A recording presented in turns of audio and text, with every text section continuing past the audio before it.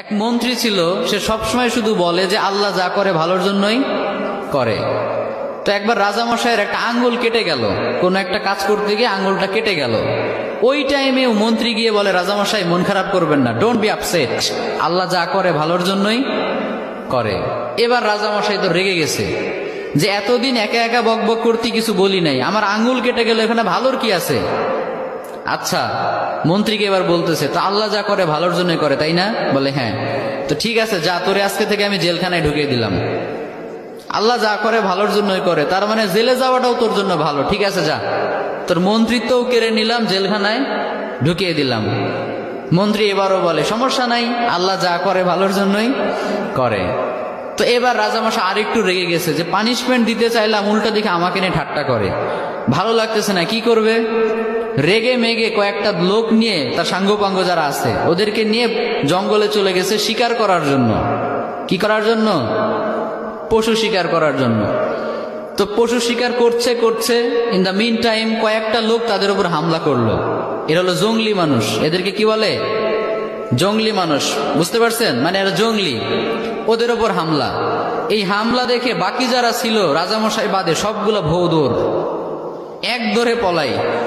চাচা আপন প্রাণ বাঁচা, নিজে বাঁচলে বাপের নাম, রাজামশাই মরলে মরুক, আমরা বাঁচি। আর রাজামশাই তো সুখে শান্তিতে বসবাস, দৌড়ানোর প্র্যাকটিস নাই। ওই আল্লাহর বান্দা একটু দৌড় দিতে না দিতে ধরা পড়ে গেছে। আর অন্যদের তো হেঁটে দৌড়ে অভ্যাস আছে, ওরা পালিয়ে গেছে। এখন রাজামশাইকে সবাই ধরে নিয়ে চলে গেছে এক জায়গায়।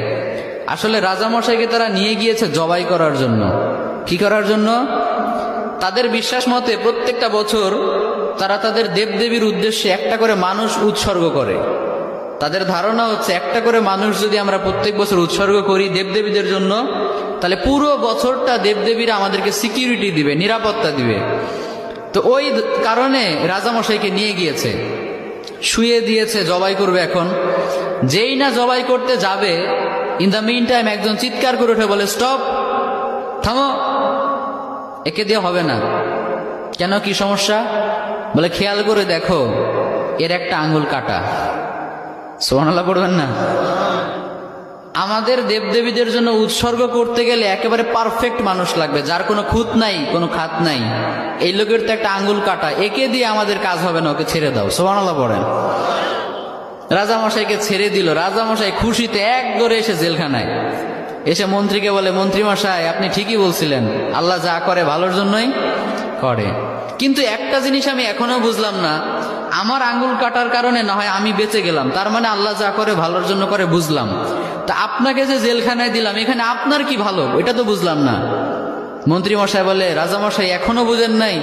আচ্ছা বলেন তো, আমি যদি আজকে জেলে না থেকে বাইরে থাকতাম, আপনি শিকার করতে কাকে নিতেন সাথে? বলে, তোমাকেই তো নিতাম। তো আমি যদি আপনার সাথে যেতাম আর আমাদের উপর যদি আক্রমণ হতো, আমি কি আপনাকে রেখে পালাতে পারতাম? আমি তো আপনাকে নিয়েই পালানোর চেষ্টা করতাম। ফলে দুইজনে যদি ধরা পড়তাম, আপনার আঙ্গুল কাটার কারণে আপনাকে তো ঠিকই ছাড়তো, কিন্তু আমারে তো কোপা সামসু কোপা, কারণ আমার তো শরীরে কোনো খুঁত নাই। তার মানে আল্লাহ আমাকে কয়েক ঘন্টার জন্য জেলে ঢুকিয়ে চিরস্থায়ী মৃত্যুর হাত থেকে বাঁচিয়েছে। পড়েন সুবহানাল্লাহ। তাহলে এবারও বোঝা গেল যে আল্লাহ যা করে ভালোর জন্যই করে। তো এই জন্য আজকে থেকে আপনাদের সাথে যেটাই ঘটুক না কেন, মন খারাপ করা যাবে?